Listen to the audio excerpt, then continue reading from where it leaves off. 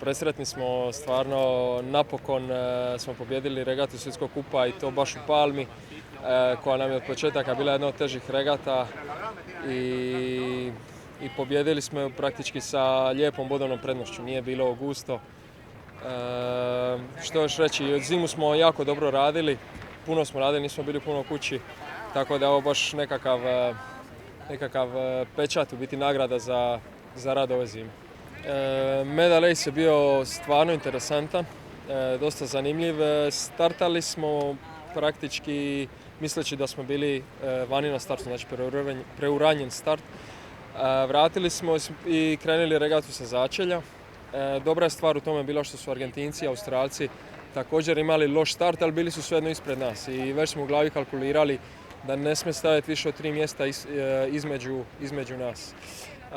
Regata je bila stvarno borba, dali smo sve od sebe i nismo dopustili da se Australci odvoje niti Argentinci, sve do cilja. Dobro smo jedrili taktički, brzina je bila dobra i jedina stvar kad smo ušli u cilj smo shvatili da su Argentinci izletili na startu, znači diskvalificirani su, tako da nam je to malo olakšalo. I eto što reći, odlično na kraju završeno, zatvorili smo regatu sa prvim mjestom.